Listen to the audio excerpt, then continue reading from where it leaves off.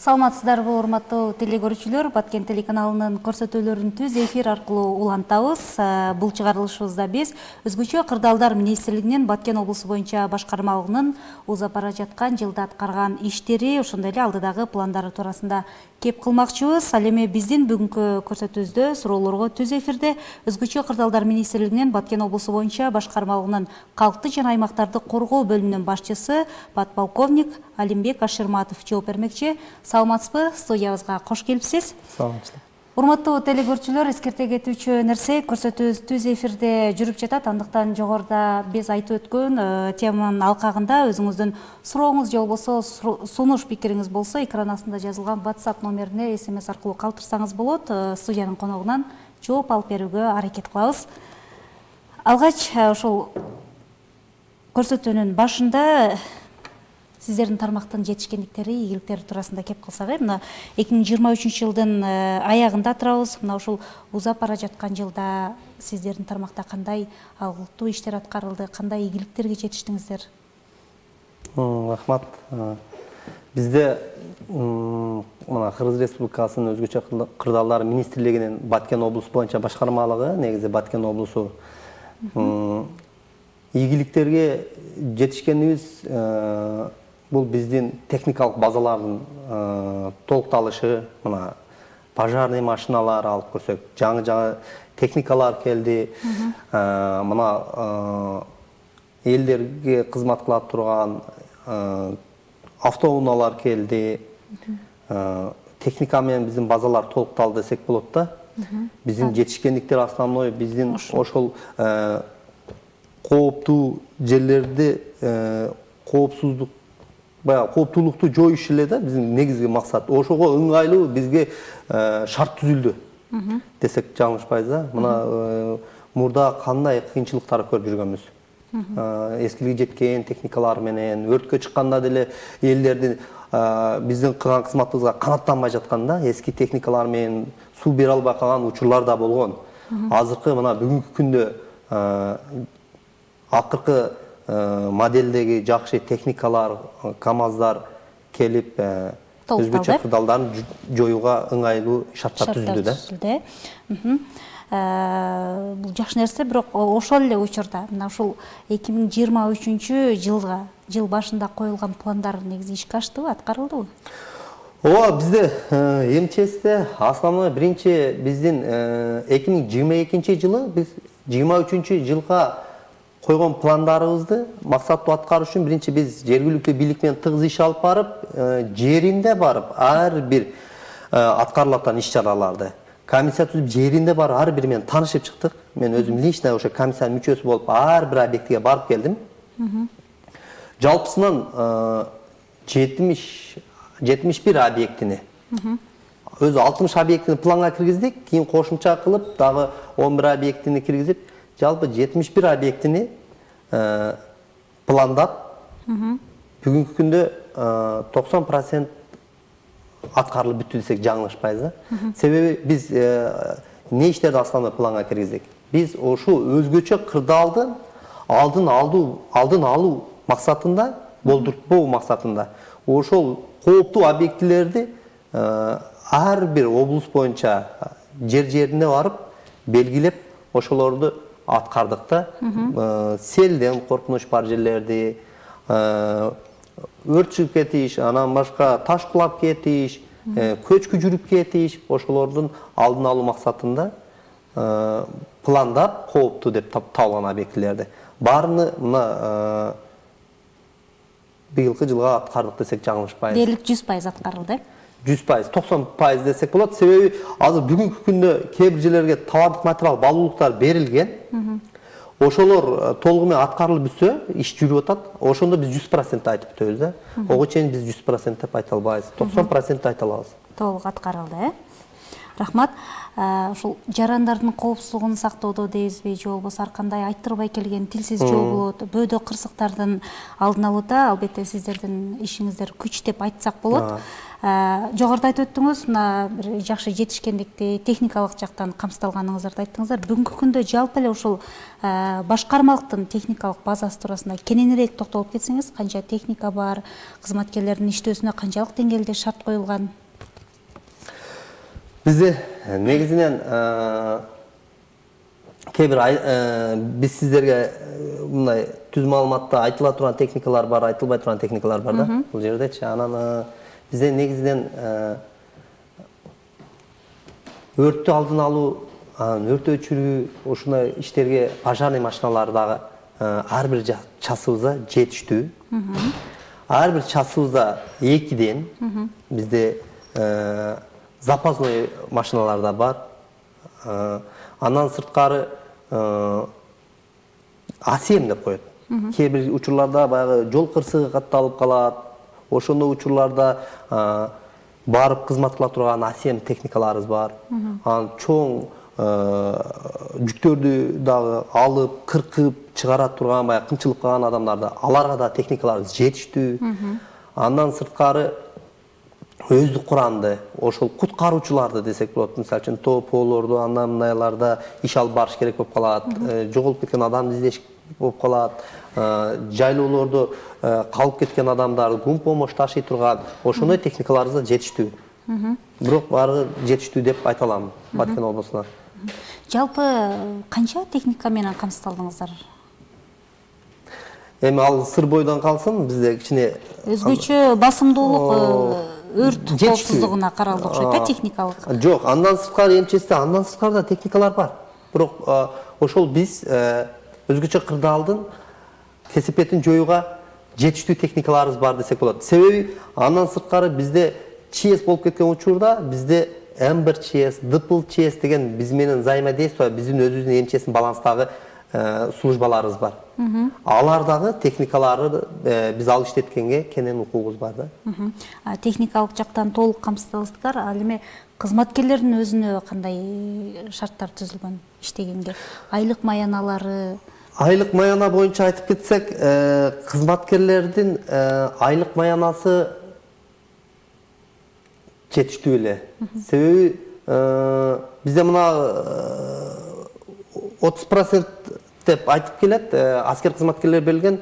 Кандайдыр бир себептер менен өзгөчө кырдаалдар министрлиги бизге каралбай калган. Бирок андай болсо дагы мурдагыга салыштырмалуу зарплата, айлык маяналар жакшы эле. Шарттарды айтып кетсек, биздин өздүк курамга шарттар жакшы эле түзүлгөн. Ар бир кызматкерге ошол кызматта турган, нөөмөттө турган учурда намаз окуйса, намаз окуганга шарты бар, тамактанганга шарты бар, жатканга шарты бар. Анан бул жерде ал жак башка жактардан перевод болуп келген аскер кызматкерлерге өзү атайын салган кызматтык үй бар. Кызматтык үйлөр бар. Шарт жакшы эле. Иштегенге толук мүмкүнчүлүк шарт бар. Чоң рахмат. Албетте бөөдө кырсык деп айтабыз. Бул нерседен баарыбыз алыс бололу, бирок ошондой болгон учурда дагы акыркы учурларда, көпчүлүк учурда мына сууга чөгүү кырсыгы көп катталып атат. Ошону менен бирге эле баягы өрт кырсыгы көп катталып атат. Мына ушул сыяктуу кырсыктардын алдын алуу боюнча сиздерде жыл ичинде кандай иштер аткарылды? Бизде жалпыдан кырсыктын түрлөрү көп. Өзүңүз айтып кеткендей өрт кырсыгы, сууга чөгүү, андан башка ташкылоо, сел басуу. Ошондой кырсыктарды жылдын башында алдын ала иш чаралар жүргүзөт эмчес. Эскертүүлөр берет. Бардык баягындай бассейн барбы, баягындай кооптуган көл барбы, суу сактагыч барбы, бардыгына барып, ар бирине эскертмелерди берип, ошол жерге түшүндүрүү иштерин жүргүзүп, өздөрүнүн табличкаларын илишет. Сууга түшүүгө тыюу салынат деп. Анан өрт кырсыгы боюнча өздүк курам толугу менен чыгып, айылма-айыл элдерге да түшүндүрүү иштерин жүргүзөт. Андан сырткары мына кооптуу аймактарда жашаган. Бизде жалпы азыр кооптуу аймакта 325 семья жашайт. Кооптуу аймакта алар ташкылоодон, сел коркунучудан, көчкүдөн, облус боюнча. Облус боюнча.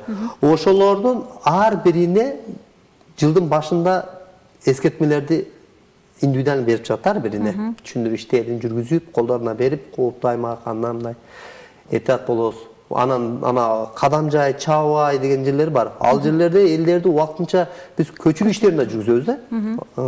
Палаткалар куруп, баягы көчүү периодуга чейин, качан спешный режимге түшкөнгө чейин ошолорду көчүрүп, алып түшүп, ошол жерде карап турабыз да. Негизи облустун кайсы аймагында көбүрөөк кооптуу аймак деп, биздин облустун кайсы аймагы көбүрөөк кооптуу аймак деп эсептелинет? Кооптуу аймакта бизде Кызылкаядан башка райондордун бардыгы да эле кооптуу аймак көп. Лейликте көп. Лейликте основной жер көчкү, сел коркунучу. Мына Баткен районунда да аябай неме көп, сел коркунучу. Кадамжайда Ташкулоо көп. Андан сырткары Кадамжайда сел коркунучу, Кадамжайда деле бар. Көчкү бар Кадамжайда. Аларга баарына эскертмелер берилип, жергиликтүү бийлик менен биргеликте тыгыз иш алып барабыз да. Негизи эле кырсыктар боюнча сөз кылып калдык. Жыл башынан бери ошол биздин облустун аймагында канча кырсык катталды? Статистикалык маалымат берип өтсөңүз, Жалпы Баткен облусу боюнча быйылкы жылга жылдагыдан көрсөткүч аз. Себеби билесиздер, мурда жылдары онун 2022-21 биз сел кеткен жерлерде эле жүрүп калдык. Ошол жакта резинка өтүп кийип эле сел баскан үйдү эсептеп, ошол жерде ошол селден келген кумшагалды тазалап, ошентип жүрүп калдык. Быйылкы жылга Кудайга шүгүр өзгөчө кырдаал аз катталды, болгону 8 эле өзгөчө кырдаал катталды. Ал дагы биринчи, экинчи даражада сел коркунучтар болду. Өрт кырсыгы болсо 476 өрт кырсыгы катталды да. Жыл башынан бери. Мына ошол жогоруда айтып атпайсызбы, биз атайын ушундай кырсыктардын алдын алуу боюнча эскертмелерди, түшүндүрүү иштерин жүргүзүп келебиз депчи. Мына ушулардын жыйынтыгы бүгүнкү күндө канчалык деңгээлде болууда? Түшүнбөй калдым. Жыйынтыгы, ушул түшүндүрүү иштерине, алдын алуу иштеринин жыйынтыгы канчалык деңгээлде болууда? Барбы негизи жыйынтыгы? Түшүндүрүү иштерини жүргүзүп, алдын алуу, жыйынтык бергени мына өзгөчө кырдаалдын аз болуп атканын эсептейм да. Себеби буга чейин түшүндүрүү иштери жетишсиз болуп, али өздүк курамдын жетишсиздигинен, мурда техникалардын жетишсиздигинен өзгөчө кырдаалдын саны өсүп кеткен эле. Азыр мына бүгүнкү күндө өздүк курамга дагы аябай көңүл бурулуп, өздүк курамдардагы уже окутууларды али баягы өзү биринчи билбесе бирөөгө үйрөтө албайт да. Ошон үчүн мына акыры жылдары бизде окутуу, мына атайын адистер келип окутуп, өздүк курамды түшүнүктөрү берип, айыл жерлерине чыгарып, элдерге түшүндүрүү иштерин жүргүзүп, өзгөчө кырдаалдын жойулушуна аябай чоң салым кошту. Себеби мына быйылкы жылга эле салыштырмалуу өзгөчө кырдаалдын аз болгону ошондон да эсептейм да.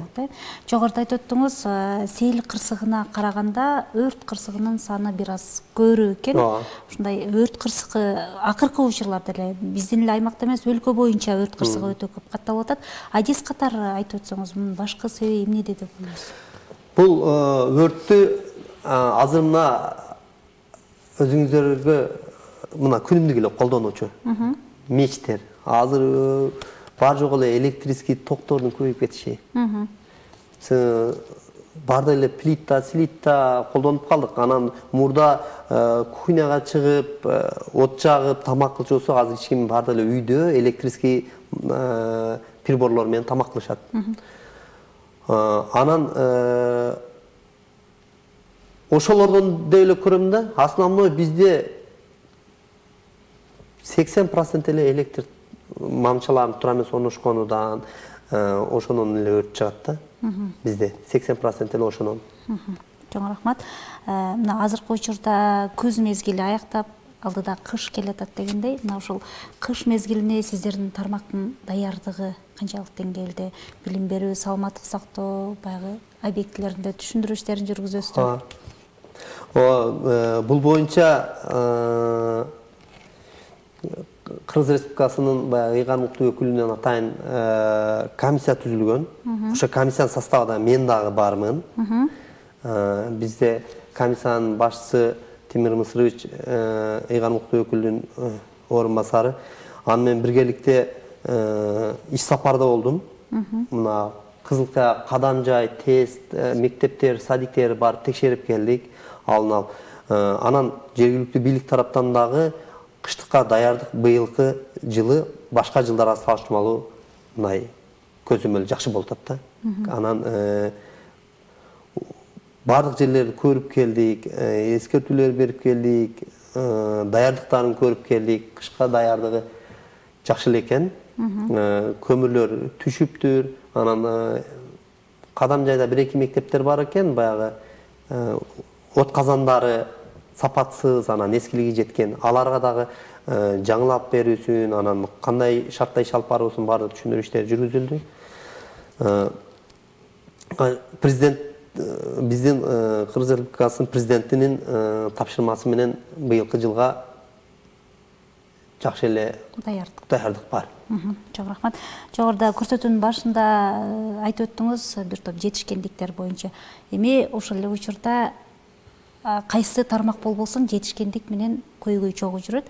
Сиздердин тармакта бүгүнкү күндө кандай көйгөйлөр бар, эмне жетишпестиктер, кандай кемчиликтер бар? Ушул туурасында айтып өтсөңүз. Бизде жетишпегендик кемчиликтер бизде мына элдин саны, калктын саны өсүп баратат да.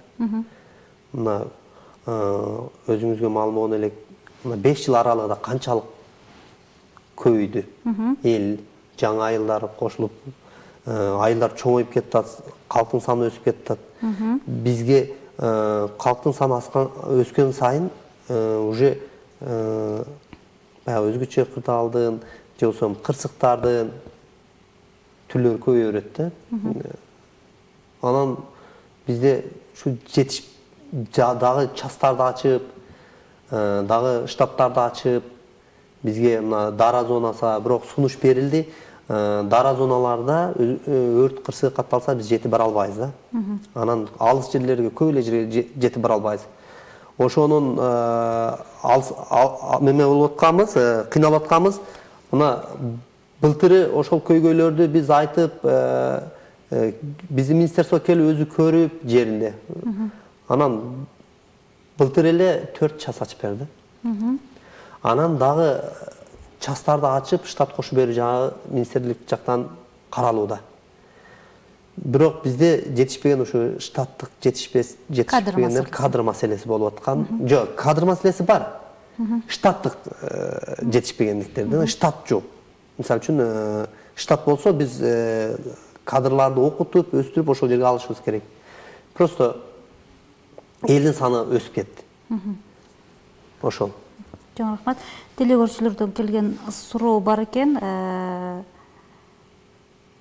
Өзгөчө кырдаалдар тармагында иштеген кызматкерлердин билим тажрыйбасы текшерилип турабы дейт, окутулуп турабы дейт. Себеби былтыркы Баткен шаарындагы Төрткөл участкасында болуп өткөн окуяда куткаруучулардын жетишпестиги байкалды дейт. Бул боюнча кандай маалымат бересиз? Жакшы суроо болду. Бул баягы Төрткөл окуясы баягы чөгүп кеткен балдар боюнча айтып атат окшойт да. Ал боюнча бизде СПС деп коет, атайын окутуу борбору бар.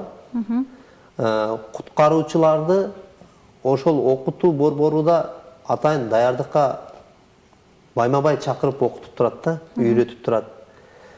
Буга чейин мындай кырсыктардын көбүн көрдү балдар, катышып атат. Эми ошондой учурларда болуп калат экен да, бирок булда да оперативный эле иштеди, жакшы эле ыкчам эле иштеди. Ал жерине буагына барышты, баардык карашты. Эми ошол баланы табыш бир аз маз кыйынчылык жаратты да. Себеби ошол кайсыл жер экенин көрсөткөн адам болду, просто сууга эле чөккөн деп биз агып кеткен ошо аккан жактарын, ошол жактарды издеп атты да. Бирок жакшы эле аракет кылып жардам берди деп эсептейм. Негизи эле канча куткаруучу бар, канча суучулдар бар дегендей жетиштүү эле бүгүнкү күндө? Суучулар, куткаруучулар жетиштүү эле. Бизде куткаруучулар дагы өзүнүн бөлүнүп кетет. Өрттөн куткаруу кызматы да өзүнчө балдар бар. Суучулар өзүнчө тоолордон куткаруучу отряддар бар. Бизде жетиштүү эле. Бирок сиз айтып атасыз, окутуу боюнча негизи окутуудан өтүп турат. Жылына окутулуп, анан аттестация болуп турат. Булар аттестациядан өтөт. Аттестацияда өтпөгөндөр биз жумуштан бошотобуз. Аттестациядан өтүп турат. Кече эле жакында барды физподготовкадан тажрыйбасын текшерди. Андан сырткары ар бир өзүнүн милдети боюнча өрт кырсыгынан өрт өчүрүүчүлөр менен өрт тармагында экзамен алабыз. Суучулдарды сууда тажрыйбасын текшеребиз. Тест алабыз. Бизде аттестация тынбай болуп турат. Даже офицерлерге болуп турат. Чоң рахмат. Дагы бир телегөрүүчүлөрдөн суроо келиптир. Өрт кырсыгы катталган учурда, жер титирөөдө, дейт, сел болгон учурда жарандар өзүн өзү коргоо боюнча эмне кылыш керек? Ушул жаатта жарандар менен түздөн-түз кандай иш алып барасыңар дейт? Өрт учурунда кандай эле өзгөчө кырдаал болбосун баардык түрүндө бизден мына алыс жердеги айылдарга окутуу борборунан келген адистер менен жер-жерине барып айыл-айылдарда элдер топтоп сабак өттүк. Эми өзгөчө кырдаалдын түрү көп экен, ар бир тармактан бирден адис келип жер-жерлерде сабак өттү. Анан мына шаар жерлериде, анан бизде өзүбүздө мына тартиптери боюнча, сактаныш боюнча бизде байма-бай телевидениялардан дагы берип турушат, инструктаждар өтүп турушат. Мектептерге барып, ошол мектеп окуучуларга дагы тартиптерин үйрөтүп турушат да. Практикалык жүзөдөн көрсөтүлөт, көрсөтүп турушат. Көрсөтүүнүн соңунда алдыдагы жылга кандай иштер мерчемделип, эмнелер пландалды, ошол боюнча жыйынтыктап койсоңуз. 2024-жылга мына 2023-жылга план кылгандай эле кооптуу аймактарга бир ай болду. Бир ай болду. Биз чыгып кооптуу аймактарга барып көрүп келдик. Бизге мына жергиликтүү элден, бийликтен бизге арыздар түшөт. Бизде мына жерде коркунуч бар, бизде мына жерде сел кетиши мүмкүн деп. Ошол жерге комиссия топтолуп барып келип, биз азыр 40 объектини уже планга киргиздик. 2024-жылы 40 объектиге биздин техникалар барып, тазалоо иштерини, тосмолорду куруу иштерин, ошолордун баарыны ишке ашырат. Андан сырткары бизде дагы Жашыл долбоор деген да программа бар да. Жашыл долбоор программасыга дагы биз баягы көчкү жүрө турган жерге, кооптуу жерлерге көчөттөрдү эгип, ошол жерде көчкүгө алдын алуу максатында ошондой иш-чараларды кылабыз. Шамалдын зыяны тие турган жерлерге дарактарды отургузуп, өзү ошондой программалар бар. Ошондо алдын алуу максатында жерлерди пландап, уже 2024-жылга биз планды бүтүрүп, уже буйрукка койдук да. Министрликтен буйрук чыгышы менен биз 2024-жылга уже иш-чараны баштайбыз. Чоң рахмат. Бизге бөлүнгөн убакыт соңуна чыккандыгына байланыштуу биз менен көрсөтүүнү жыйынтыктабыз. Сизге чоң рахмат, атайын убактыңызды бөлүп келип биздин суроолорго жооп бергениңиз үчүн. Ишиңизге ийгилик. Урматтуу телекөрүүчүлөр, мына ушу менен бизге бөлүнгөн убакыт соңуна чыкты. Көрсөтүүбүздүн жүрүшүндө биз бүгүн өзгөчө кырдаалдар министрлигинин Баткен облусу боюнча башкармалыгынын жыл ичинде аткарган иштери туурасында кеп кылдык. Көрсөтүүнү мен Кундуз Жоробекова алып бардым. Кайрадан эфир аркылуу амандашканча саламатта калыңыздар.